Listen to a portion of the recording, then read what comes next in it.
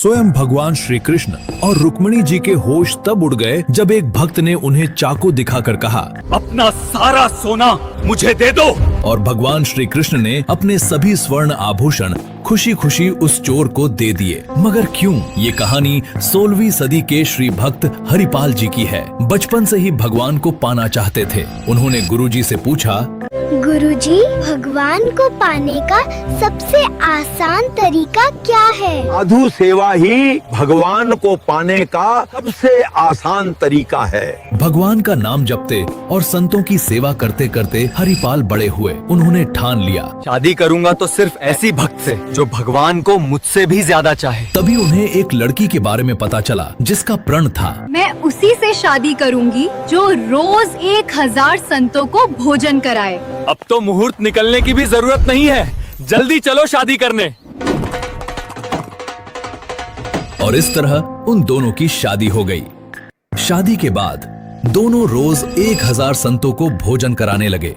हरिपाल जी के पास कमाई का कोई जरिया नहीं था। वे बस पूर्वजों की कमाई हुई संपत्ति से ही सेवा कर रहे थे। शुरू में सब ठीक चला, लेकिन धीरे धीरे पैसे घटने लगे और हरिपाल जी की चिंता बढ़ने लगी। धीरे धीरे उन्होंने अपनी सारी जमीन बेच दी और लोगों से पैसे उधार लेते रहे और संतों की सेवा करते रहे। महीनों तक यही चलता रहा, लेकिन कर्ज लौट नहीं पाए। लोगों ने भी पैसे देना बंद कर दिया।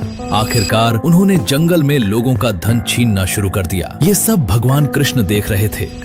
तभी भगवान कृष्ण और रुक्मिणी जी धनी सेठ सेठानी बनकर वहाँ पहुँचे। जय श्री कृष्ण। भगवान का नाम क्यों लेते हो तुम लोग? ये सुनकर हरिपाल तिल मिला उठे।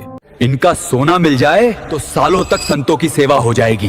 हमें इस जंगल के उस पार जाने का रास्ता बता दो। ठीक है, आइए मैं आपको रास्ता दिखा देता हूँ। जंगल बहुत डरावना था। हरिपाल ने पीछे मुड़कर देखा, दोनों उनके पीछे थे और तभी वो अचानक डाकू बन गए। अरे भैया, आप क्या कर रहे हो? जो भी सामान है अब यहाँ रख दो, कुछ भी मत छिपाना।